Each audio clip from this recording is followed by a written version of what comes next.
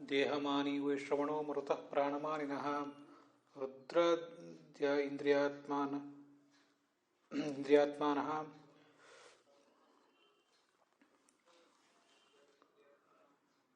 ಇಂದ್ರಾದ್ಯ ಇಂದ್ರಿಯಾತ್ಮಾನಃ ರುದ್ರೋಂತಃಕರಣಸ್ತಥಾ ದ್ರವ್ಯೇಶ ಶಂಕರಃ ಪ್ರೋಕ್ತಃ ಕ್ರಿಯೇಶೋ ಗರುಣಸ್ಮೃತಃ ಕಾರಣೇಶಸ್ತಥಾ ಬ್ರಹ್ಮ ವಾಯುರಾಧಾರಪಸ್ಮೃತಃ ಪೂರ್ವಪ್ರಜ್ಞಾ ಯೋಗ್ಯತಾ ಸ್ಯಾತ್ ರಮಾ ತದಭಿಮಾನಿನೇ ಯಜ್ಞಾಭಿಮಾನಿ ಯಜ್ಞಾಖ್ಯೋ ವಾಯುರ್ಯಜ್ಞೇ ಪ್ರತಿಷ್ಠಿತಃ ಅಂತರ್ಯಾಮಿ ತು ಯಜ್ಞಾದೇಃ ವಿಷ್ಣುರಿತ್ಯಾದಿನಾಂ ರಮಾ. ಶ್ರೀ ಗುರುಭ್ಯೋ ನಮಃ. ಭಾಗವತಸ್ಯ ಪ್ರಥಮೇ ಸ್ಕಂಧೆ ಏಕಾದಶಃ ಅಧ್ಯಾಯಃ ಪ್ರವರ್ತತೆ. ತತ್ರ ಚ ಅನುಗ್ರಹಂ ಕುರ್ವತ ಭಗವತಾ ಶ್ರೀಕೃಷ್ಣೇನ ಪಾಂಡವಾನಾಂ ಪೌತ್ರಃ ಪರೀಕ್ಷಿತ ಪುನಃ ಜೀವನಂ ಪ್ರಾಪ. ತಂ ಚ ಜಾತಂ ದೃಷ್ಟ್ವಾ ಧರ್ಮರಾಜಃ ಜಾತಕರ್ಮ कारयामास. ಮಹಾಂತಂ ಚ ಅನ್ನದಾನ ಪ್ರಕಾರಂ ವಿದಧೌ.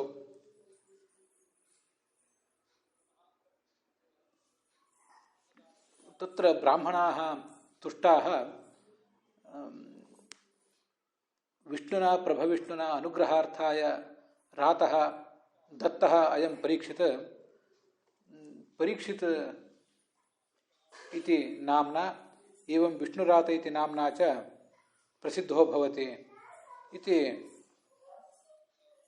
ತಂ ಧರ್ಮರಾಜಂ ಸಾಂತ್ವಯಾಮಾಸು.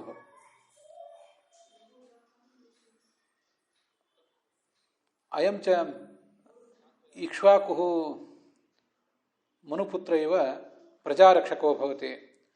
ದಾಶರಥಿಃ ರಾಮ ಇವ ಬ್ರಾಹ್ಮಣರಕ್ಷಕಃ ಸತ್ಯಸಂಧಶ್ಚ ಭವತಿ. ಔಷೀನರಃ ಶಿಬಿರಿವ ಉಷೀನರಪುತ್ರ ಶಿಬಿರಿವ ದಾನಶೀಲಃ ಶರಣಾಗತರಕ್ಷಕಶ್ಚ ಭವತ್ಯೇಷಃ. ದುಷ್ಯಂತಪುತ್ರಃ ಭರತ ಇವ ಸ್ವಾನಾಂ ಯಜ್ವನಾಂ ಯಶಃ ವಿಸ್ತಾರಯತಿ. ಕಾರ್ತವೀರ್ಯಾರ್ಜುನ ಪಾಂಡವಾರ್ಜುನಯೋಃ ಸದೃಶೋಯಂ ಧನ್ವಿನಾಂ ಅಗ್ರಣೀರಪಿ ಭವಿಷ್ಯತಿ. ಅಗ್ನಿರಿವ ದುರ್ಧರ್ಷೋ ಭವಿಷ್ಯತಿ. ಸಮುದ್ರೈವ ದುಸ್ತರೋಪಿ ಭವಿಷ್ಯತಿ. ಮೃಗೇಂದ್ರಃ ಸಿಂಹ ಇವ ಪ್ರಾಕ್ ವಿಕ್ರಮಂ ಚ ಪ್ರದರ್ಶಯತಿ. ಹಿಮವಾನಿವ ಪರ್ವತಃ ನಿಷೇವ್ಯೋಯಂ ಭವತಿ ಸರ್ವೇಷಾಂ ಭೂತಾನಾಂ. ಪಿತೇವ ಮಾತೇವ ಚ ಸರ್ವಾಸಾಂ ಪ್ರಜಾನಾಂ ಸಹಿಷ್ಣುಃ ಭವತಿ. ಚತುರ್ಮುಖವತ್ ಪಕ್ಷಪಾತರಾಹಿತ್ಯೇನ ಚ ಅಯಂ ವರ್ತತೆ. ರುದ್ರ ಇವ ಶೀಘ್ರಂ ಪ್ರಸಾದಂ ಚ ದದಾತಿ. ಸ್ವಯಂ ಹರಿರಿವ ಸರ್ವಾನಪಿ ಅನುಗೃಹ್ಣಾತಿ. ಸರ್ವಸದ್ಗುಣಮಾಹಾತ್ಮ್ಯೆ ಕೃಷ್ಣಂ ಏಷ ಅನುವರ್ತತೆ. ಯಯಾತಿರಿವ ಧಾರ್ಮಿಕೋ ಭವತಿ. ರಂತಿದೇವ ಇವ ಉದಾರೋಪಿ ಭವಿಷ್ಯತಿ ಇತ್ಯಾದಿರೀತ್ಯ ತಸ್ಯ ಪರೀಕ್ಷಿತಃ ಗುಣಾನ್ ವರ್ಣಯಾಮಾಸು. ಪರೀಕ್ಷಿತ ಹುಟ್ಟಿದ ಬಳಿಕ ಅವನಿಗೆ ಜಾತಕರ್ಮ ಮೊದಲಾದವುಗಳನ್ನು ಯುಧಿಷ್ಠಿರ ಮಾಡಿಸಿದ. ಮುಂದೆ ಅವನ ಕುರಿತಾಗಿ ಏನೇನು ಭವಿಷ್ಯ ಇದೆ ಅದನ್ನು ಹೇಳಿ ಅಂತ ಬ್ರಾಹ್ಮಣರನ್ನು ಕೇಳಿದ. ಅವರು ಏನೇನು ವರ್ಣನೆ ಮಾಡಿದರು ಅಂತ ಅನ್ನೋದನ್ನು ನಾವು ಈಗಾಗಲೇ ನೋಡ್ಲಿಕ್ಕೆ ತೊಡಗಿದ್ದೀವಿ. ದಶರಥನ ಪುತ್ರ ರಾಮನಂತೆ ಬ್ರಾಹ್ಮಣ ಪ್ರಿಯನಾಗ್ತಾನೆ, ಸತ್ಯಸಂಧನಾಗ್ತಾನೆ. ಮುಂದೆ ಶಿಬಿ ಚಕ್ರವರ್ತಿ ಅಂತೆ. ಔಹೀನರಃ ಶಿಬಿಹಿ ಅಂದರೆ ಶಿಬಿ ಚಕ್ರವರ್ತಿ ಅಂತೆ. ಆತ ದಾನಶೀಲನಾಗ್ತಾನೆ, ಶರಣಾಗತ ರಕ್ಷಕನಾಗ್ತಾನೆ. ಭರತ ಚಕ್ರವರ್ತಿಯಂತೆ ದೊಡ್ಡ ದೊಡ್ಡ ಯಜ್ಞಗಳನ್ನು ಮಾಡಿ ತನ್ನ ವಂಶದ ಕೀರ್ತಿಯನ್ನು ಆತ ಹರಡಿಸ್ತಾನೆ. ಇದನ್ನೆಲ್ಲ ಅವ್ರು ಹೇಳಿದರು. ಕಾರ್ತವೀರ್ಯಾರ್ಜುನ ಮತ್ತು ಪಾಂಡವಾರ್ಜುನ ಅವನ ಅಜ್ಜ, ಅವನಂತೆ ಮಹಾಪರಾಕ್ರಮಿ ಆಗ್ತಾನೆ. ಅಗ್ನಿಯನ್ನು ಹೇಗೆ ಮುಟ್ಲಿಕ್ಕೆ ಸಾಧ್ಯ ಆಗುವುದಿಲ್ಲವೋ ಶತ್ರುಗಳಿಗೆ, ಹಾಗೆ ಇವನು ಕೂಡ ಶತ್ರುಗಳಿಗೆ ಮುಟ್ಲಿಕ್ಕೆ ಅಸಾಧ್ಯವಾದ ಪರಾಕ್ರಮ ಉಳ್ಳವನಾಗ್ತಾನೆ.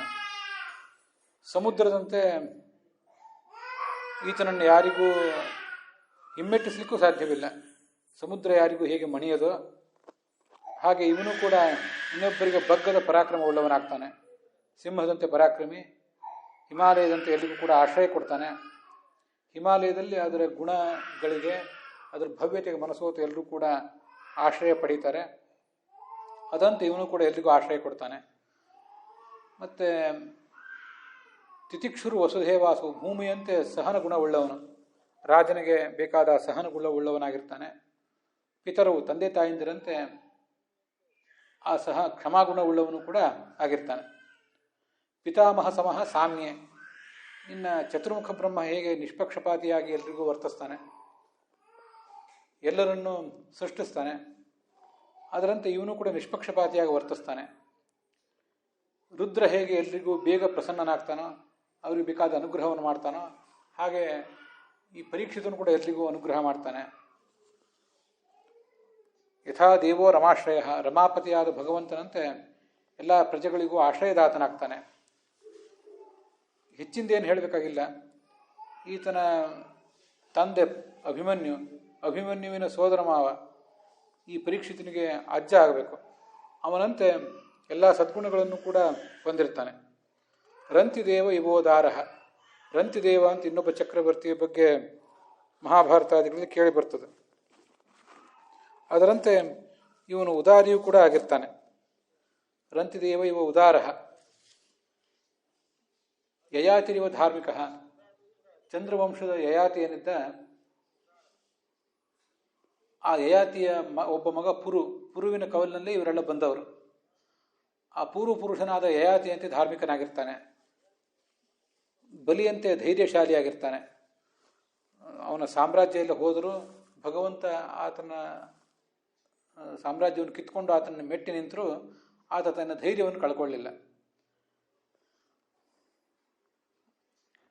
ಅವನ ಅಜ್ಜ ಪ್ರಹ್ಲಾದ ಹೇಗೆ ಭಗವದ್ಭಕ್ತನೋ ಹಾಗೆ ಇವನು ಭಗವದ್ಭಕ್ತನಾಗಿರ್ತಾನೆ. ಅನೇಕ ಅಶ್ವಮೇಧ ಯಾಗಗಳನ್ನು ಮಾಡ್ತಾನೆ, ಅಧರ್ಮಿಗಳನ್ನು ಮೆಟ್ಟಿ ನಿಲ್ತಾನೆ. ಮತ್ತು ಈ ಭೂಮಿಯಲ್ಲಿ ಧರ್ಮದ ಉಳಿವಿಗಾಗಿ ಕಲಿಯನ್ನು ನಿಗ್ರಹಿಸ್ತಾನೆ.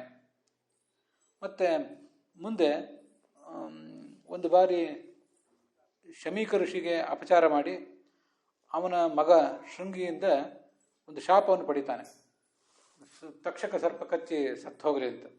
ಅದನ್ನು ತಿಳಿದು ವಿರಕ್ತನಾಗಿ ಗಂಗಾ ನದಿಯ ತೀರದಲ್ಲಿ ವ್ಯಾಸನ ಮಗನಾದ ಶುಕಾಚಾರ್ಯನ ಮೂಲಕ ತತ್ವಜ್ಞಾನವನ್ನು ಪಡೆದು ಈ ತನ್ನ ಶರೀರವನ್ನು ತ್ಯಾಗ ಮಾಡಿ ವೈಕುಂಠಕ್ಕಾದ ಹೊರಟೋಗ್ತಾನೆ ಅಂತ. ಹೀಗೆ ಆ ಎಲ್ಲ ಬ್ರಾಹ್ಮಣರು ಜಾತಕ ನೋಡಿ ಆತನ ಭವಿಷ್ಯ ಹೇಳಿದರು. ಮುಂದೆ ಧರ್ಮರಾಜ ಅವರಿಗೆ ಸನ್ಮಾನ ಮಾಡಿ ಅವರನ್ನು ಕೊಟ್ಟು ಕಳಿಸಿದ. ಇದಿಷ್ಟು ವಿಷಯ. ಇದಕ್ಕೆ ಸಂಬಂಧಪಟ್ಟಂತೆ ನಾವು ಯಾರ್ಯಾರು ಏನೇನು ವ್ಯಾಖ್ಯಾನ ಹೇಳಿದ್ದಾರೆ ಅಂತ ಅನ್ನೋದನ್ನು ಸ್ವಲ್ಪ ಗಮನಿಸಬೇಕು. ಇಲ್ಲಿ ವಿಶೇಷ ಶ್ಲೋಕಗಳ ಭಿನ್ನಾಭಿಪ್ರಾಯ ಬರುವಂತಹ ಶ್ಲೋಕಗಳೇನೂ ಇಲ್ಲ, ಆದರೂ ಕೂಡ ಒಂದಿಷ್ಟು ಅದನ್ನು ಗಮನಿಸಬೇಕು.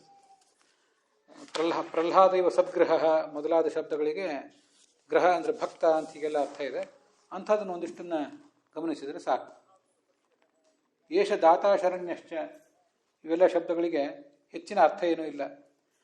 ಹುತಾಶ ಅಂದರೆ ಅಗ್ನಿ, ದುರ್ಧರ್ಷ ಅಂದರೆ ಸೋಢುಂ ಅಶಕ್ಯ, ಯಾರಿಗೂ ಸಹಿಸಲಿಕ್ಕೆ ಸಾಧ್ಯ ಇಲ್ಲ. ಸಮುದ್ರ ಇವ ದುಸ್ತರ ಅಂದರೆ ಅಗಾಧಾಶಯ, ಸಮುದ್ರ ಬಹಳ ಆಳವಾಗಿರ್ತದೆ, ಅದರೊಳಗೆ ಏನಿದೆ ಅಂತ ಪೂರ್ಣವಾಗಿ ತಿಳಿಯುವುದು ಎಲ್ಲಿಗೂ ಸಾಧ್ಯ ಇಲ್ಲ.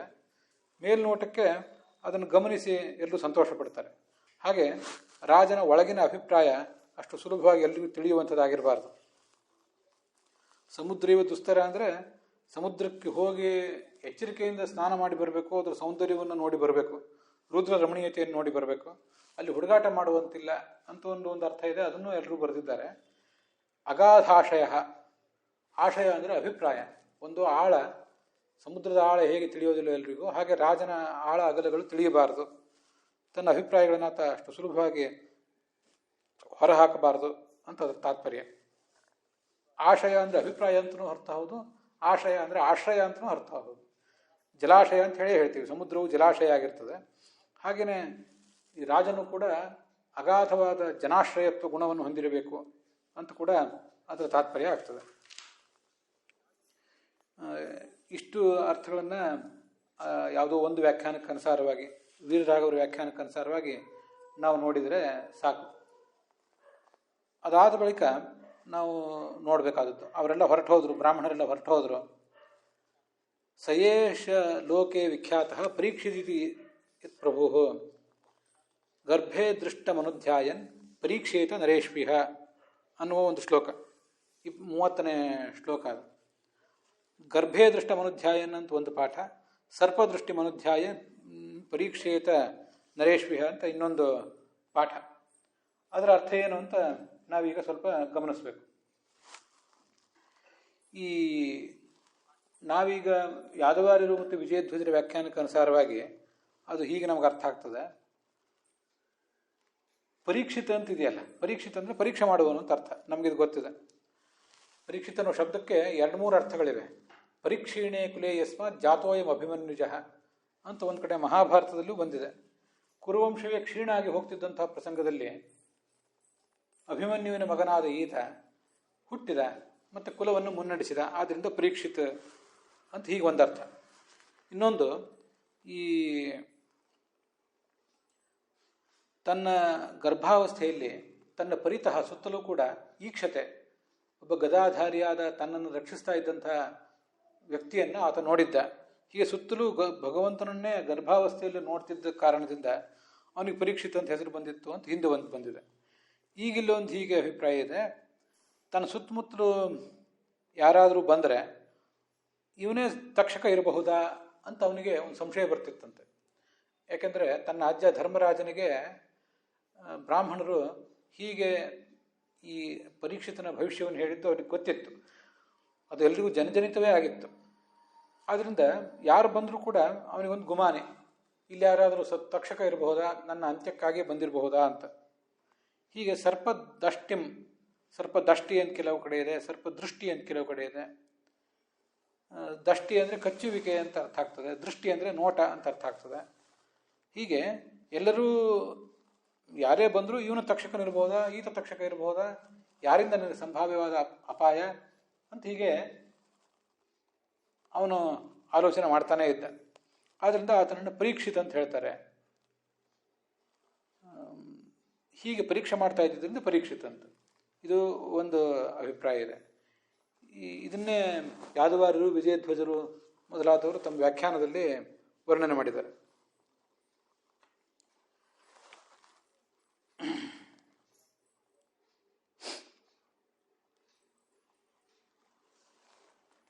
ಈ ಯಾದವಾರ್ಯರ ಮತ್ತು ವಿಜಯಧ್ವಜರ ವ್ಯಾಖ್ಯಾನದಲ್ಲಿ ಬಂದಿರುವಂಥ ಒಂದಿಷ್ಟು ವಿಷಯಗಳನ್ನು ಈ ಶ್ಲೋಕಕ್ಕೆ ಸಂಬಂಧಪಟ್ಟಂತೆ, 30ನೇ ಶ್ಲೋಕಕ್ಕೆ ಸಂಬಂಧಪಟ್ಟಂತೆ ನಾವು ನೋಡೋದಕ್ಕಿಂತ ಮುಂಚೆ ಈಗಾಗಲೇ ಕೆಲವು ಶ್ಲೋಕಗಳು, ಈ ಹಿಂದೆ ಒಂದು 7-8 ಶ್ಲೋಕಗಳೇನಾಗಿ ಹೋಗಿವೆ, ಅದರಂತೆ ಆ ಶ್ಲೋಕಕ್ಕೆ ಅನುಸಾರವಾಗಿ ಈ ಪರೀಕ್ಷಿತನ ಗುಣಗಳನ್ನು ಒಂದಿಷ್ಟು ನೋಡಬೇಕು.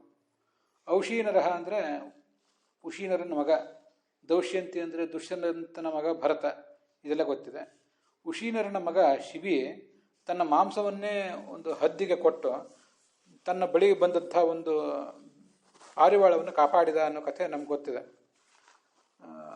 ಅಲ್ಲಿ ಇಂದ್ರ ಮತ್ತು ಅಗ್ನಿಗಳೇ ಹದ್ದು ಮತ್ತು ಪಾರಿವಾಳ ರೂಪದಿಂದ ಬಂದು ಅವನ ಧರ್ಮ ರಕ್ಷಕ ಸ್ವಭಾವವನ್ನು ಪರೀಕ್ಷೆ ಮಾಡಲಿಕ್ಕೆ ಬಂದಿದ್ದರು. ಅದು ಕಥೆ. ಅದರಲ್ಲಿ ನಾನು ಈ ಪಾರಿವಾಳವನ್ನು ಬಿಡಲಾರೆ, ನಿನಗೆ ಆಹಾರ ಬೇಕಾದರೆ ನನ್ನ ಶರೀರದ ಮಾಂಸವನ್ನೇ ಕಿತ್ತು ಕೊಡ್ತೀನಿ ಅಂತ ಆ ಹದ್ದಿಗೆ ಕಿತ್ತು ಕೊಟ್ಟ. ಕೊನೆಗೆ ಆ ಪಾರಿವಾಳದ ಗಾತ್ರದ ಮಾಂಸವನ್ನು ತೂಗುವುದಕ್ಕಾಗಿ ತನ್ನ ಇಡೀ ದೇಹವನ್ನೇ ತಕ್ಕಡಿಯಲ್ಲಿ ಕೂಡಿಸ್ಕೊಂಡ. ಅದು ಅಲ್ಲಿರುವಂಥ ವಿಚಾರ. ಅನನ್ಯಗತಿ ಕೃತತ್ವೇನ ವಸುಧೇವ ತಿತಿಕ್ಷು ಕ್ಷಮಾವಾನ್. ಈ ನಮಗೆಲ್ಲರಿಗೂ ಕೂಡ ಬದುಕಲಿಕ್ಕೆ ಭೂಮಿ ಬಿಟ್ಟರೆ ಬೇರೆ ಗತಿ ಇಲ್ಲ, ಆದ್ದರಿಂದ ಇವನು ಭೂಮಿಯಂತೆ ಕ್ಷಮಾಗುಣವುಳ್ಳವನಾಗಿದ್ದ ಅಂತ ಹೀಗಾದ್ರ ಅರ್ಥ. ಸಹನಶೀಲ, ತಂದೆ ತಾಯಂದಿರಂತೆ ಸಹನಶೀಲನಾಗಿದ್ದ ಅಂತ ಕೂಡ ಅಲ್ಲಿ ಮುಂದೆ ಇದೆ. ಸಾಮ್ಯೆ ಅಂದರೆ ಸಾಮಂಜಸ್ಯ, ಪಿತಾಮಹ ಸಾಮ್ಯೆ ಅಂತಿದೆಯಲ್ಲ, ಚತುರ್ಮುಖ ಬ್ರಹ್ಮನಿಗೆ ಸಮಾನನಾಗಿತ್ತ ಅಂತ. ಸಮಾನತೆಯಲ್ಲಿ ಅಥವಾ ಸಾಮಂಜಸ್ಯ ಅನ್ನುವ ಗುಣದಲ್ಲಿ ಎಲ್ಲ ರೀತಿಯಿಂದಲೂ ಅತಿ ಶ್ರೇಷ್ಠವಾದಂಥ ವ್ಯಕ್ತಿತ್ವ, ಎಲ್ಲ ದೇವತೆಗಳಲ್ಲಿಯೂ ಅತಿ ಶ್ರೇಷ್ಠವಾದ ವ್ಯಕ್ತಿತ್ವ ಚತುರ್ಮುಖ ಬ್ರಹ್ಮಂದು. ಸತ್ವ ಸತ್ವ ಮಹಾಸತ್ವ ಸೂಕ್ಷ್ಮ ಸತ್ವ ಚತುರ್ಮುಖ. ಎಲ್ಲ ಜೀವರಲ್ಲೂ ಕೂಡ ಅವರ ದೇಹದಲ್ಲಿಯೂ ಅವರ ಸ್ವರೂಪದಲ್ಲಿಯೂ ಸತ್ವ ರಜಸ್ಸು ತಮಸ್ಸು ಅನ್ನೋ ಗುಣಗಳು ಇದ್ದೇ ಇರ್ತವೆ. ಚತುರ್ಮುಖ ಬ್ರಹ್ಮನಲ್ಲಿ ಆ ತಮೋ ಗುಣ ಅಂತ ಅನ್ನೋದು ಬಹಳ ಕಡಿಮೆ ಇರ್ತದೆ. ಸತ್ವ ಸತ್ವ ಮಹಾಸತ್ವ ಸೂಕ್ಷ್ಮ ಸತ್ವ ಚತುರ್ಮುಖ. ಹೀಗೆ ಅತ್ಯಂತ ಸಮಂಜಸವಾದ ಪರಿಪೂರ್ಣವಾದ ವ್ಯಕ್ತಿತ್ವ ಲೋಕಗುರುವಾದ ಚತುರ್ಮುಖ ಬ್ರಹ್ಮಂದು. ಆ ಥರ ಇವನಿದ್ದ ಅಂತ ತಾತ್ಪರ್ಯ.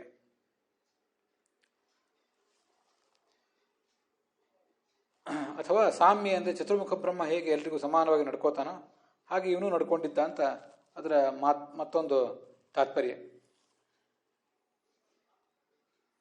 ಧೃತಿ ಅಂದರೆ ಧೈರ್ಯ. ಮುಂದೆ ಇಲ್ಲಿ ಈ ಪ್ರಹ್ಲಾದ ಇವ ಸದ್ಗ್ರಹ ಅಂತ ಬಂದಿದೆಯಲ್ಲ, ಆ ಸದ್ಗ್ರಹ ಅಂತ ಅನ್ನೋದ್ರ ಬಗ್ಗೆ ನಾವೀಗ ನೋಡಬೇಕಾಗಿತ್ತು. ಅದು ನೋಡದೇನೆ ನಾವು ಮುಂದೆ 30ನೇ ಶ್ಲೋಕಕ್ಕೆ ಹೋಗಿಬಿಟ್ಟಿದ್ವಿ. 25ನೇ ಶ್ಲೋಕದಲ್ಲಿ ಪ್ರಹ್ಲಾದ ಇವ ಸದ್ಗ್ರಹ ಅಂತ ಬಂದಿದೆ. ಧೈರ್ಯದಲ್ಲಿ ಈ ಪರೀಕ್ಷಿತ ಬಲಿಗೆ ಸಮಾನನಾಗಿದ್ದ. ಮತ್ತು ಗ್ರಹ ಅಂದರೆ ಭಕ್ತಿ, ಜ್ಞಾನಪೂರ್ವಕವಾದ ಭಕ್ತಿ, ಅದರಲ್ಲಿ ಈತ ಪ್ರಹ್ಲಾದನಿಗೆ ಸಮಾನನಾಗಿತ್ತ ಅಂತ ಹೀಗೆ ಬಂದಿದೆ. ಅಲ್ಲಿ ವಿಜಯಧ್ವಜರು ಬರೀತಾರೆ, ಗೃಹಾತೀತಿ ಗ್ರಹ ಭಕ್ತಿ. ಭಕ್ತಿ ಹಿಡಿತದೆ, ನಮ್ಮನ್ನು ಹಿಡಿದಿಟ್ಟಿರ್ತದೆ. ಲೌಕಿಕ ವಸ್ತುಗಳ ಕಡೆಗೆ ಜಾರದಂತೆ ನಮ್ಮನ್ನು ಭಗವದ್ಭಕ್ತಿ ಹಿಡಿದಿಟ್ಟಿರ್ತದೆ. ಅಥವಾ ಭಗವಂತನನ್ನು ನಮ್ಮ ಹೃದಯದಿಂದ ಎದ್ದು ಹೊರಹೋಗದಂತೆ ಹಿಡಿತದೆ. ಭಕ್ತಿ ವಶ ಪುರುಷ ಭಕ್ತಿರೇವೈನಂ ಗಮಯತಿ ಅಂತ ಬಂದಿದೆ, ಇದೆಲ್ಲರಿಗೂ ಗೊತ್ತಿದೆ. ಹೀಗೆ ಭಕ್ತನನ್ನು ಭಗವಂತನ ಕಡೆಗಿಂದ ಜಾರದಂತೆ ಹಿಡಿತದೆ. ಭಗವಂತನನ್ನು ಭಕ್ತನನ್ನು ಬಿಟ್ಟಗಲದಂತೆ ಅದು ಹಿಡಿದಿಟ್ಟಿರುವುದರಿಂದ ಅದಕ್ಕೆ ಗ್ರಹ ಅಂದರೆ ಭಕ್ತಿ ಅಂತ ಹೆಸರು. ಇದು ವಿಜಯಧ್ವಜರ ವ್ಯಾಖ್ಯಾನ. ಅದಕ್ಕೆ ಅಂಬುವದ ಗ್ರಹಣಾತ್ತು ನ ತಥಾತ್ವಂ ಅನ್ನುವಂಥ ಒಂದು ಬ್ರಹ್ಮಸೂತ್ರವನ್ನು ಕೂಡ ವಿಜಯಧ್ವಜರು ಅಲ್ಲಿ ನೆನಪು ಮಾಡ್ಕೊಂಡಿದ್ದಾರೆ. ಅಲ್ಲಿ ಗ್ರಹ ಅಂತ ಬಂದಿದೆಯಲ್ಲ, ಗ್ರಹ ಅಂದರೆ ಜ್ಞಾನ ಅಂತ ಅರ್ಥ, ಭಕ್ತಿ ಅಂತ ಅರ್ಥ. ಅದಕ್ಕೆ ಆ ಸೂತ್ರ ಅವ್ರು ಯಾಕೆ ನೆನಪಾಗಿದೆ ಅಂದರೆ ಅಂಬುವತ ಅಂದರೆ ಸ್ನೇಹೇನ, ನೀರಿನಂತೆ ಅಂತ ಬಂದಿದೆ. ಅಂಬುವದ ಅಗ್ರಹಣಾತ್, ನೀರಿನಂತೆ ನಮಗೆ ಸ್ನೇಹ ಇರಬೇಕು ಭಗವಂತನಲ್ಲಿ. ನೀರಿನಲ್ಲಿ ಆ ಸ್ನೇಹದ ಗುಣ ಅಂದರೆ ಅಂಟಿಕೊಳ್ಳುವ ಗುಣ ಇರ್ತದೆ. ಅದರಂತೆ ಭಗವಂತನಲ್ಲಿ ನಮಗೆ ಭಕ್ತಿ ಮತ್ತು ಜ್ಞಾನಗಳಿರಬೇಕು. ಗ್ರಹಣಂ ಅಂದರೆ ಜ್ಞಾನಂ ಅಂತ ಅರ್ಥ ಬರೆದಿದ್ದಾರೆ ಬ್ರಹ್ಮಸೂತ್ರ ಭಾಷ್ಯದಲ್ಲಿ ಆಚಾರ್ಯರು. ಭಕ್ತಿ ಇಲ್ಲದೇನೆ ನತತ್ ಸಾದೃಶ್ಯಂ ಸಮ್ಯಕ್ ಅಭಿವ್ಯಜ್ಯತೆ. ಮೂಲತಃ ಜ್ಞಾನ ಮತ್ತು ಆನಂದ ಗುಣಗಳಿಂದ ನಾವು ಭಗವಂತನಿಗೆ ಸ್ವಲ್ಪವಾದರೂ ಸಮಾನರಾಗಿಯೇ ಇರ್ತೇವೆ, ಆದ್ದರಿಂದಲೇ ಅವನ ಪ್ರತಿಬಿಂಬರಾಗಿರ್ತೇವೆ. ಆದರೆ ಭಕ್ತಿ, ಜ್ಞಾನಪೂರ್ವಕವಾದ ಭಕ್ತಿ, ಭಕ್ತಿಪೂರ್ವಕವಾದ ಜ್ಞಾನ ಇಲ್ಲದೆ ಹೋದರೆ ನಮ್ಮ ಈ ಸ್ವರೂಪ ಅಂತನ್ನೋದು ಸರಿಯಾಗಿ ವ್ಯಕ್ತ ಆಗುವುದೇ ಇಲ್ಲ.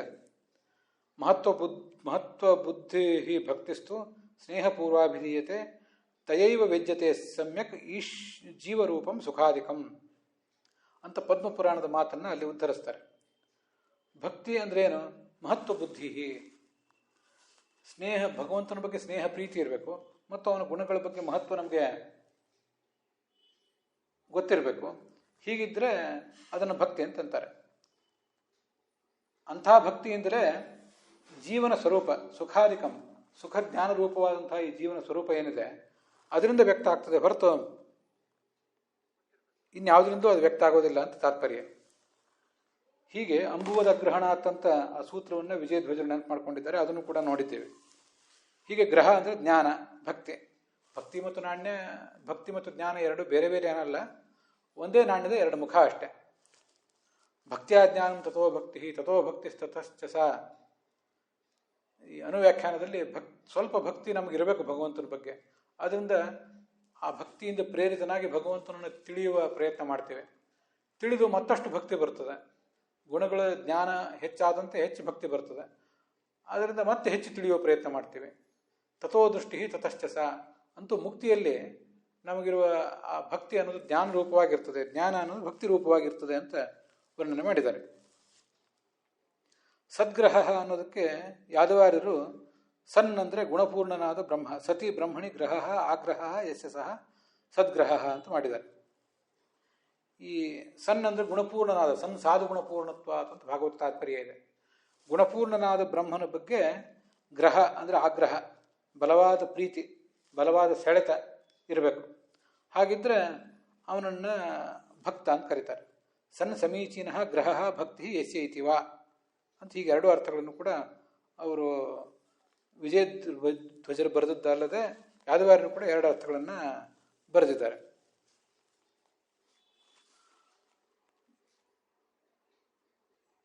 ಗೋರೂಪವಾದ ಭೂಮಿ ಮತ್ತು ವೃಷಭರೂಪವಾದ ಧರ್ಮ ಇವುಗಳೆಲ್ಲದಕ್ಕೂ ಕೂಡ ರಕ್ಷಣೆಯನ್ನು ಕೊಟ್ಟವನಾದ್ದರಿಂದ ಇವನನ್ನು ಧರ್ಮಸ್ಯ ಕಾರಣ, ಧರ್ಮದ ರಕ್ಷಕ ಅಂತ ವರ್ಣನೆ ಮಾಡ್ತಾರೆ.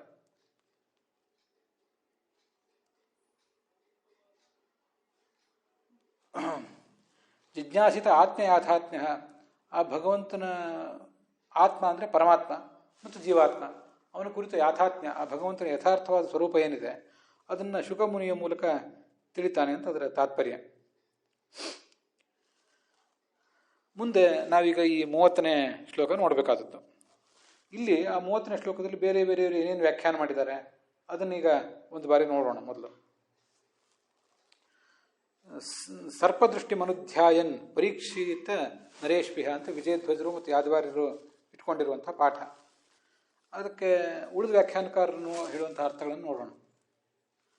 ಶ್ರೀಧರರ ವ್ಯಾಖ್ಯಾನಕ್ಕನುಸಾರವಾಗಿ ಪ್ರಭು ಸಮರ್ಥನಾದಂಥ ಈ ಪರೀಕ್ಷಿತ ಗರ್ಭೇ ದೃಷ್ಟ ಮನುಧ್ಯಾಯನ್, ಹಿಂದೆ ತಾನು ಗರ್ಭಾವಸ್ಥೆಯಲ್ಲಿದ್ದಾಗ ತನ್ನ ಸುತ್ತಲೂ ಸಂಚಾರ ಮಾಡ್ತಾ ತನಗೆ ರಕ್ಷಣೆಯನ್ನು ಒದಗಿಸ್ತಾ ಒಬ್ಬ ಪುರುಷ ಓಡಾಡ್ತಾ ಇದ್ನಲ್ಲ, ಅವನನ್ನು ನೆನಪು ಮಾಡಿಕೊಂಡು ಈ ಜಗತ್ತಿನಲ್ಲಿಯೂ ಕೂಡ ತನ್ನ ಸುತ್ತಮುತ್ತಲು ಯಾರ್ಯಾರು ಜನ ಕಾಣಿಸಿದರೆ ಅವರಲ್ಲಿ ಭಗವಂತ ಇದ್ದು ನನಗೇನಾದ್ರು ದರ್ಶನ ಕೊಡ್ಲಿಕ್ಕೆ ಬಂದಿದ್ದಾನ, ನನ್ನನ್ನು ರಕ್ಷಣೆ ಮಾಡ್ಲಿಕ್ಕೆ ಬಂದಿದ್ದಾನ ಅಂತ ನೋಡ್ತಿದ್ದ. ಅಂತೂ ಗರ್ಭದಲ್ಲಿ ಏಕಾಂಗಿಯಾಗಿದ್ದ ಕಾಲದಿಂದಲೂ ಭಗವಂತನನ್ನು ನಿರೀಕ್ಷಿಸುವುದು ಆತನ ಒಂದು ಅಭ್ಯಾಸವಾಗಿಬಿಟ್ಟಿತ್ತು. ಮುಂದೆ ಭಗವಂತನ ಪ್ರತೀಕರಾದಂತಹ ಅನೇಕಾನೇಕ ಜನ ವ್ಯಕ್ತಿಗಳನ್ನೆಲ್ಲ ನೋಡಿದಾಗ ಅವರಲ್ಲಿ ಎಲ್ಲ ಕಡೆಯೂ ಕೂಡ ಆ ಭಗವಂತನನ್ನು ಕಾಣುವ ಪ್ರಯತ್ನ ಮಾಡ್ತಿದ್ದ. ದೃಶ್ಯಮಾನೇಶು ನರೇಶು ಮಧ್ಯೆ ಸರ್ವಮಪಿ ನರಂ ಪರೀಕ್ಷೇತ, ಹೇಗೆ ಅಯಮಸೌ ಭವೇನ್ ನವಾಯಿತಿ, ಆ ಭಗವಂತನೇ ಈ ರೂಪದಲ್ಲಿ ಬಂದಿದ್ದಾನ ಅಂತ ಹೀಗೆ ಅವನು ಅದನ್ನು ಗಮನಿಸ್ತಾ ಇದ್ದ ಅಂತ ಅದರ ತಾತ್ಪರ್ಯ. ವೀರರಾಘವರು ಕೂಡ ಹಾಗೇ ಬರೆದಿದ್ದಾರೆ. ಮಾತು ಗರ್ಭೆ ಮಾತು ಉದರೇ ದೃಷ್ಟಂ ಪುರುಷಂ ಧ್ಯಾಯನ್, ಆ ಭಗವಂತನ ನೆನಪು ಮಾಡ್ಕೊಳ್ತಾ ಈ ಜಗತ್ತಿನಲ್ಲಿ ಯಾವ ಪುರುಷನನ್ನು ನೋಡಿದರೂ ಅಲ್ಲಿ ಈ ಪುರುಷ ಶಬ್ದವಾಚ್ಯನಾದ ಪೂರ್ಣ ಗುಣನಾದಂಥ ಭಗವಂತನನ್ನೇ ನೆನಪು ಮಾಡ್ಕೊಳ್ತಾ ಇದ್ದ. ಇದೇ ಪ್ರವೃತ್ತಿ ನಿಮಿತ್ತದಿಂದ ಅವನಿಗೆ ಪರೀಕ್ಷಿತ್ ಅಂತ ಒಂದು ಹೆಸರು ಬಂದಿತ್ತು. ಪೂರ್ವಂ ಪರಿಐಕ್ಷತ ಕೈತ್ಯಸೌ, ಗರ್ಭಾವಸ್ಥೆಯಲ್ಲಿ ಅದು ಹಿಂದೆ ಬಂದಿದೆ. ಗರ್ಭಾವಸ್ಥಾಯಾಮಪಿ ಪರೀಕ್ಷಣಂ ತತ್ತಚ್ಛಬ್ದ ಪ್ರವೃತ್ತಿ ನಿಮಿತ್ತಂ ಅಂತ ಇದೇ ಅಧ್ಯಾಯದಲ್ಲಿ ಈ ಹಿಂದೆ ಬಂದಿದೆ. ಗರ್ಭಾವಸ್ಥೆಯಲ್ಲೇ ತನ್ನ ಸುತ್ತಮುತ್ತಲು ಪರಿತಃ ಸುತ್ತಮುತ್ತಲು ಐಕ್ಷತ, ಗದಾಧಾರಿಯಾದ ಭಗವಂತ ತನ್ನನ್ನು ರಕ್ಷಿಸುವುದನ್ನು ನೋಡ್ತಾ ಇದ್ದ. ಈಗ ಗರ್ಭದಿಂದ ಹೊರಗೆ ಬಂದ ಮೇಲೂ ಕೂಡ ಆತನನ್ನು ಕಾಣುವ ಪ್ರಯತ್ನ ಮಾಡ್ತಾ ಇದ್ದಾನೆ. ಮಹಾಜ್ಞಾನಿ ಅವನು ಅಂತ ಅದರ ತಾತ್ಪರ್ಯ. ಅಲ್ಲಿ ಪರಿ ಇತ್ಯುಪಸರ್ಗ ಪೂರ್ವಕ ಈಕ್ಷ ಧಾತು ಇದೆ, ಅದಕ್ಕೆ ಪರೀಕ್ಷತ್ ಅಂತ ಆಗಬೇಕು. ಶತ್ರು ಪ್ರತ್ಯಯ ಬಂದರೆ ಪರೀಕ್ಷಿತ್ ಅಂತ ಈ ಹೇಗಾಯಿತು? ಪರೀಕ್ಷತ್ ಇತಿ ರೂಪಂ, ಆದರೆ ಪರೀಕ್ಷಿತ್ ಇತಿ ಪ್ರಾಯಕಃ ಪಾಠೋ ದೃಶ್ಯತೆ. ಎಲ್ಲ ಕಡೆ ಪರೀಕ್ಷಿತ್ ಅಂತ ಹೀಗೆ ಕಾಣಿಸ್ತದಲ್ಲ, ಇದು ಯಾಕೆ ಅಂತ ಸ್ವಲ್ಪ ಜಿಜ್ಞಾಸೆ ಮಾಡಿದ್ದಾರೆ. ಅದಕ್ಕೆ ಈ ಹೃ ಸೃ ರುಹ್ ಯುಷಿಭ್ಯ ಅಂತ ಒಂದು ಔಣಾದಿಕ ಸೂತ್ರ ತೋರಿಸಿದ್ದಾರೆ ವೀರರಾಘವರು. ಆ ಸೂತ್ರಕ್ಕನುಸಾರವಾಗಿ ಈ ಪ್ರತ್ಯಯ ಬಂದು ಹರಿತ್ ಸರಿತ್ ಅನ್ನೋ ಶಬ್ದಗಳು ಹೇಗೋ ಹಾಗೆ ಪರೀಕ್ಷಿತ್ ಅಂತ ಕ್ಷಿ ಅಂತ ಇಕಾರ ಬಂದಿದೆ ಅಂತ ಅವರು ವ್ಯಾಖ್ಯಾನ ಮಾಡಿದ್ದಾರೆ. ಇದಲ್ಲದೆ ಮಹಾಭಾರತದಲ್ಲಿ ಬಂದದ್ದು ನಾವು ಹಿಂದೆ ನೋಡಿದ್ದೇವೆ. ಪರೀಕ್ಷೀಣೆ ಕುಲೇ ಜಾತಃ, ಕುಲವು ಪಾಂಡವರ ಕುಲ ಪರೀಕ್ಷೀಣವಾದಾಗ, ಪರಿ ಅಂದರೆ ಪೂರ್ಣವಾಗಿ, ಕ್ಷೀಣ ನಷ್ಟವಾಗಿ ಹೋದಾಗ, ಅಲ್ಲಿ ಕ್ಷೀಣ ಅನ್ನುವಲ್ಲಿ ಕ್ಷಿ ಅಂತ ಈ ಕಾರಣ ಇದೆ. ಆದ್ದರಿಂದ ಪರೀಕ್ಷಿತ್, ಆವಾಗ ಇವನು ಮತ್ತೆ ಹುಟ್ಟಿದ್ನಲ್ಲ, ಅದಕ್ಕಾಗಿ ಇದನ್ನು ಪರೀಕ್ಷಿತ್ ಅಂತ ಹೇಳುವುದು ಉಚಿತವಾಗಿಯೇ ಕಾಣಿಸ್ತದೆ ಅಂತ ಅದರ ತಾತ್ಪರ್ಯ. ಇದು ವೀರರಾಘವರು ತೋರಿಸಿದಂಥ ಅರ್ಥ. ಮತ್ತು ರಾಧಾಕೃಷ್ಣರ ವ್ಯಾಖ್ಯಾನದಲ್ಲೂ ಕೂಡ ಅಸ್ಮಿನ್ ಲೋಕೆ ನರೇಶು ಮಾನವೇಶು ಪರೀಕ್ಷೇತ. ಏನಂತ? ಸೋಯಂ ಭಗವಾನ್ ಭವೇನ್ನೋ ವೇತಿ. ಯಾವುದೇ ವ್ಯಕ್ತಿಯನ್ನು ನೋಡಿದರೂ ಇಲ್ಲಿ ಒಳಗೆ ಭಗವಂತ ಇದ್ದಾನೇನು ಅಂತ ನೋಡಲಿಕ್ಕೆ ಅವನಿಗೆ ಅಭ್ಯಾಸ ಆಗಿ ಹೋಗಿತ್ತು. ಹೀಗೆ ವಿಚಾರ ಮಾಡ್ತಾ ಇದ್ದ. ಸರ್ವವನ್ನು ಭಗವಂತನ ಪ್ರತೀಕ ಅಂತ ಆಲೋಚನೆ ಮಾಡ್ತಾ ಇದ್ದ, ದೊಡ್ಡ ಜ್ಞಾನಿ ಆದ್ದರಿಂದ. ಒಂದು. ಇನ್ನೊಂದು, ತನಗೆ ಆ ಭಗವಂತನ ರಕ್ಷಣೆ ಸಿಗಬೇಕು. ಸರ್ಪದ ದಂಶನಾಗಿ ನಾನು ಮರಣಿಸಬೇಕು ಅಂತಿರೋದ್ರಿಂದ ಸರ್ಪದ ದಂಶನಾಗಿ ತಾನು ಮರಣಿಸಬೇಕು. ಆಗ ಭಗವಂತ ನನಗೆ ಗರ್ಭಾವಸ್ಥೆಯಲ್ಲಿ ರಕ್ಷಣೆ ಕೊಟ್ಟಿದ್ನಲ್ಲ, ಹಾಗೆ ಈಗಲೂ ಕೂಡ ರಕ್ಷಣೆ ಕೊಡ್ಲಿಕ್ಕೆ ಬಂದಿದ್ದಾನೋ ಏನೋ ಅನ್ನುವಂತ ಅವನು ನೋಡ್ತಾ ಇದ್ದ. ಇದು ಪರೀಕ್ಷಿತ ಆಗಲಿಕ್ಕೆ ಮತ್ತೊಂದು ಕಾರಣ ಅಂತ ಈ ರಾಧಾಕೃಷ್ಣರು ಮೊದಲಾದವರು ಅದನ್ನು ವ್ಯಾಖ್ಯಾನಿಸಿದ್ದಾರೆ. ಇನ್ನು ಮುಂದೆ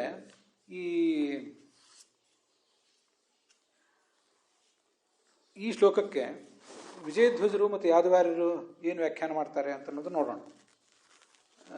ನಮ್ಮ ಪರಂಪರೆಯಲ್ಲಿ ಎಲ್ಲರೂ ಕೂಡ ಹೀಗೆ ವ್ಯಾಖ್ಯಾನ ಮಾಡಿದ್ದಾರೆ. ಗೋವಿಂದಾಚಾರ್ಯರು ಕೂಡ ಹಾಗೆ ಹೇಳಿದ್ದಾರೆ. ಸರ್ಪ ದಷ್ಟಿಂ, ದಷ್ಟಿ ಅಂದರೆ ನಾನು ಹೇಳಿದೆ ದಶದಂಶನೇ ಧಾತುವಿನ ತಿನ್ ಪ್ರತ್ಯಯ ಅಂತ ಆದ ರೂಪ ಅದು. ತಕ್ಷಕ ಎಂಬ ಸರ್ಪದ ದಂಶನ, ಕಚ್ಚುವಿಕೆಯನ್ನು ಅವನು ನಿರೀಕ್ಷೆ ಮಾಡ್ತಾ ಇದ್ದ. ಯಾವ ರೂಪದಲ್ಲಿ ಬಂದು ತಕ್ಷಕ ನನ್ನ ಕಚ್ಚಿಯಾನೋ ಅಂತ. ಇಹ ನರೇಶ ಸಮೀಪೆ, ಎಲ್ಲರ ಮನುಷ್ಯರು ಸಮೀಪದಲ್ಲಿ ಬಂದಾಗೆಲ್ಲ ಅದನ್ನೇ ಅವನು ಆಲೋಚನೆ ಮಾಡ್ತಿದ್ದ. ಅದರಿಂದ ಅವನಿಗೆ ಪರೀಕ್ಷಿತ್ ಅಂತ ಹೆಸರು ಬಂದಿತ್ತು. ಸರ್ಪ ದಷ್ಟಿಂ ಅಂತ ವಿಜಯಧ್ವಜರು ತಗೊಂಡಿದ್ರೆ ಸರ್ಪ ದೃಷ್ಟಿಂ ಅಂತ ತಗೊಂಡಿದ್ದಾರೆ ಯಾದವಾರ್ಯರು. ದೃಷ್ಟಿ ಅಂದರೆ ನೋಟ ಅಂತ ಅರ್ಥ, ದಷ್ಟಿ ಅಂದರೆ ಕಚ್ಚುವಿಕೆ ಅಂತ ಅರ್ಥ. ಸರ್ಪದ ದರ್ಶನವನ್ನು, ಯಾವ ರೂಪದಲ್ಲಿ ಸರ್ಪ ಬಂದೀತು, ತಕ್ಷಕ ಬಂದಾನೋ ಅಂತ ಯಾವತ್ತೋ ಅವನು ಆಲೋಚನೆ ಮಾಡ್ತಾ ಇದ್ದ.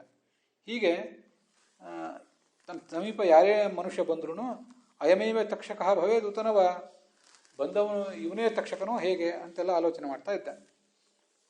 ಅದರಿಂದ ಇವನಿಗೆ ಪರೀಕ್ಷಿತ್ ಅಂತ ಈಗ ಹೆಸರು ಬಂತು ಅಂತ. ಅಲ್ಲಿ ಸರ್ಪ ದಷ್ಟಿಂ, ಸರ್ಪ ಅಂತಿದೆ, ಹಾಗೆ ಗರ್ಭ, ಇಲ್ಲಿ ಎರಡೂ ಕಡೆ ಕೂಡ ಅರ್ಕ ಒತ್ತಿದೆ. ಅದರಿಂದ ಏನೋ ಭ್ರಮೆಯಿಂದ ಒಂದು ಮೂಲ ಪಾಠ ತಪ್ಪಿ ಹೋಗಿ ಈ ಥರ ಆಗಿ ಹೋಗಿದೆ. ಆದರೆ ಯಾವ ಪಾಠ ಸರಿ ಅಂತ ತೀರ್ಮಾನಿಸುವುದು ಸ್ವಲ್ಪ ಕಷ್ಟನೇ. ಯಾಕೆ ಅಂದರೆ ಬಂದವರನ್ನೆಲ್ಲರನ್ನೂ ಕೂಡ ಈತ ಸರ್ಪವೇ ಇರಬಹುದಾ ಅಂತ ಪರೀಕ್ಷಿತ ಆಲೋಚನೆ ಮಾಡಲಿಕ್ಕೆ ಬಹಳ ಕಾರಣ ಏನೂ ಇಲ್ಲ. ಬ್ರಾಹ್ಮಣರು ಈತನಿಗೆ ಸರ್ಪ ದಂಶನ ಆಗಿ ಅವನು ಮರಣಿಸ್ತಾನೆ, ಸದ್ಗತಿ ಪಡಿತಾನೆ ಅಂತ ಹೇಳಿದ್ದಾರೆ. ಅದು ಎಲ್ಲ ಬಂಧು ಬಾಂಧವರಿಗೂ ಅರಮನೆಯ ಜನರಿಗೂ ಗೊತ್ತಿತ್ತು, ಇವನಿಗೂ ಗೊತ್ತಿತ್ತು, ಅದೆಲ್ಲ ಸರಿ. ಆದರೆ ಅವರು ಪ್ರಜೆಗಳನ್ನು ಚೆನ್ನಾಗಿ ಆಳ್ತಾನೆ, ಇವನು ಕೀರ್ತಿ ತರ್ತಾನೆ ಅಂತೆಲ್ಲವೂ ಹೇಳಿದರು. ಆದ್ದರಿಂದ ಯಾವುದೋ ಸಣ್ಣ ವಯಸ್ಸಿನಲ್ಲಿ ಸರ್ಪದಂಶನ ಆಗಿ ತಾನು ಸಾಯ್ತೀನಿ ಅನ್ನುವ ಆತಂಕ, ಭಯ ಅವನಿಗೇನು ಇತ್ತು ಅಂತ ನಾವು ಭಾವಿಸೋದು ಕಷ್ಟ. ಸ್ವಲ್ಪ ಕಾಲ ರಾಜ್ಯವನ್ನು ಆಳ್ತೇನೆ, ಮುಂದೆ ಒಂದು ಕಾಲದಲ್ಲಿ ಮರಣ ಬಂದಿತ್ತು ಅಂತಲೇ ಅವನಿಗೆ ಅಂದಾಜಿತ್ತು. ಆದ್ದರಿಂದ ಸಣ್ಣ ವಯಸ್ಸಿನಿಂದಲೂ ಶೈಶವ, ಬಾಲ್ಯ, ಯೌವನ ಇತ್ಯಾದಿ ಎಲ್ಲ ಕಾಲದಲ್ಲೂ ಕೂಡ ಸುತ್ತಮುತ್ತಲು ಬಂದವರಲ್ಲೆಲ್ಲ ಇದು ತಕ್ಷಕವೇ ಇರಬಹುದಾ ಅಂತ ಅವನು ಆಲೋಚನೆ ಮಾಡ್ತಿದ್ದ. ಹಾಗೆ ಭಯಗ್ರಸ್ತನಾಗಿದ್ದ ಅಂಥ ಮಹನೀಯನಾದಂಥ ವ್ಯಕ್ತಿ ಭಯಗ್ರಸ್ತನಾಗಿದ್ದ ಅಂತ ನಾವು ತಿಳ್ಕೊಳ್ಳೋದು ಕಷ್ಟ. ಸರ್ಪದಂಶನ ಅಂತೂ ಆಗ್ತದೆ, ಆದರೆ ಯಾವುದಾದ್ರೂ ರೂಪದಿಂದ ಬಂದು ಗರ್ಭದಲ್ಲಿ ನನ್ನನ್ನು ರಕ್ಷಿಸಿದ ಭಗವಂತನೇ ಇಲ್ಲಿಯೂ ರಕ್ಷಿಸಿಯಾನು ಅಂತ ಒಂದು ಆಲೋಚನೆ ಇರ್ತಿತ್ತು. ಅದರಿಂದ ಯಾವ ರೂಪದಲ್ಲಿ ಭಗವಂತ ನನಗೆ ಬರ್ತಾನೆ, ಗರ್ಭದಲ್ಲಂತೂ ದರ್ಶನ ಕೊಟ್ಟಿದ್ನಲ್ಲ, ಈಗ ಯಾವ ವ್ಯಕ್ತಿಯನ್ನು ತಾನು ಪ್ರವೇಶ ಮಾಡಿ ಅವನಲ್ಲಿ ಸನ್ನಿಹಿತನಾಗಿ ನನಗೆ ರಕ್ಷಣೆ ಕೊಡ್ಲಿಕ್ಕೆ ಬರ್ತಾನೋ ಹೇಗೆ ಅಂತ ಆಲೋಚನೆ ಮಾಡ್ತಿದ್ದ. ಮತ್ತು ದೊಡ್ಡ ಜ್ಞಾನಿ ಆದ್ದರಿಂದ ಅವನು ಇನ್ನು ಮುಂದೆ ಮುಕ್ತನಾಗಬೇಕಾದವನಾದ್ದರಿಂದ ಇದೇ ಅವನಿಗೆ ಕೊನೆ ಜನ್ಮ ಅಂತ ಹೇಳ್ತಾರೆ. ಆದ್ದರಿಂದ ಸಕಲವೂ ಕೂಡ ವಾಸುದೇವ ಸರ್ವಮಿತಿ, ಭಗವದ್ಗೀತೆಯಲ್ಲಿ ಹೇಳುವಂತೆ ಸಕಲವೂ ಕೂಡ ವಾಸುದೇವಮಯವಾದದ್ದು, ಇಲ್ಲೇನೂ ಬೇರೆ ಇಲ್ಲ ಅನ್ನುವಂಥ ಮಹಾತ್ಮನಾದವನವನು. ಸಮಹಾತ್ಮ ಸುದುರ್ಲಭ ಅಂತ ವರ್ಣನೆ ಮಾಡ್ತಾರೆ. ಸರ್ವವೂ ವಾಸುದೇವಮಯ, ಸರ್ವ ಪ್ರಪಂಚವೂ ಕೂಡ ಜಡ ಚೇತನರೆಲ್ಲರೂ ಕೂಡ ಭಗವಂತನ ಮಯರಾದವರು, ಭಗವಂತನ ಅಧೀನರು ಅಂತ ಅವನು ಏನು ತಿಳ್ಕೊತಾನೆ. ಆ ಥರ ತಿಳ್ಕೊಳ್ಳುವುದು ಅನ್ನೋದು ಬಹಳ ಅಪರೂಪದ ಗುಣ. ಮುಂದೆ ಮುಕ್ತನಾಗಬೇಕಾದವನಿಗೆ ಮಾತ್ರ ಸಾಧ್ಯ ಆಗುವಂಥ ಗುಣ ಅದು. ಅದರಿಂದ ಗರ್ಭೇ ದೃಷ್ಟ ಮನುಧ್ಯಾಯನ್ ಅಂತೇನು ಪಾಠ ಇದೆ, ಆ ಪಾಠವೇ ಹೆಚ್ಚು ಚೆನ್ನಾಗಿದೆಯೇನೋ ಅಂತ ನನಗೆ ಕಾಣಿಸ್ತದೆ. ಸರ್ಪದೃಷ್ಟಿ ಮನುಧ್ಯಾಯನ್ ಅನ್ನೋದ್ರ ಬದಲಾಗಿ ಗರ್ಭೇ ದೃಷ್ಟ ಮನುಧ್ಯಾಯನ್ ಅಂತ ಪಾಠ ನನಗೆ ಚೆನ್ನಾಗಿ ಕಾಣಿಸ್ತದೆ. ನಮ್ಮವರೇ ಆದ ವಿಜಯಧ್ವಜರು, ಯಾದವಾರ್ಯರು ಮತ್ತು ಉಳಿದವರೆಲ್ಲರೂ ಸ್ವಯಂ ಗೋವಿಂದಾಚಾರ್ಯರು ಕೂಡ ಸರ್ಪದಷ್ಟಿಂ, ಸರ್ಪದೃಷ್ಟಿಂ ಅಂತಲೇ ಮಾಡಿಕೊಂಡಿದ್ರು ಈ ಪಾಠವನ್ನು ಒಪ್ಪಲಿಕ್ಕೆ ನನಗೆ ಯಾಕೋ ಸ್ವಲ್ಪ ಹಿಂಜರಿಕೆ ಇದೆ. ಗರ್ಭದಲ್ಲಿ ಭಗವಂತನನ್ನು ಕಂಡು ಅಭ್ಯಸ್ತನಾದಂಥ ಈ ಪರೀಕ್ಷಿತ ತನ್ನ ಸುತ್ತಮುತ್ತ ಎಲ್ಲ ಕಡೆಯೂ ಎಲ್ಲ ಜಡಗಳಲ್ಲಿಯೂ ಚೇತನಗಳಲ್ಲಿಯೂ ಭಗವಂತನ ಸನ್ನಿಧಾನವನ್ನು ಕಾಣ್ತಾ ಇದ್ದ ಅಂತ ಅರ್ಥ ಮಾಡುವುದು ಹೆಚ್ಚು ಉಚಿತವಾಗಿ ಕಾಣಿಸ್ತದೆ. ಇಷ್ಟಾದರೂ ನಮ್ಮೆಲ್ಲ ಇವು ಕೇವಲ ಊಹೆಗಳಷ್ಟೇ. ವಸ್ತುತಃ ವ್ಯಾಸರು ಏನು ಪಾಠ ಇಟ್ಕೊಂಡಿದ್ರು ನಮ್ಮ ಊಹೆಗೆ ತೀರಾ ವಿರುದ್ಧವಾಗಿ ಆ ಪಾಠಗಳಿರುವ ಸಾಧ್ಯತೆ ಬಹಳ ಇರ್ತವೆ. ಆದ್ದರಿಂದ ನಾನು ಅದನ್ನು ಅಷ್ಟು ಬಹಳ ನಿಖರವಾಗಿ ಗರ್ಭೇ ದುಷ್ಟ ಮನುಧ್ಯಾಯನ ಅನ್ನುವ ಪಾಠವೇ ಸರಿ ಅಂತ ನಾನು ಕೂಡ ಹೇಳುವ ಪರಿಸ್ಥಿತಿಯಲ್ಲಿ ಇಲ್ಲ. ಆದರೂ ಗರ್ಭೇ ದುಷ್ಟ ಮನುಧ್ಯಾಯನ್ ಭಗವಂತನೆಲ್ಲ ಕಡೆ ಕಾಣುವ ಪ್ರಯತ್ನ ಮಾಡ್ತಿದ್ದ ಅನ್ನುವಂಥ ಪಾಠದ ಬಗ್ಗೆ ಒಂದಿಷ್ಟು ಒಲವು ನನಗೆ ಹೆಚ್ಚಿದೆ. ಇದು 30ನೆಯ ಶ್ಲೋಕ.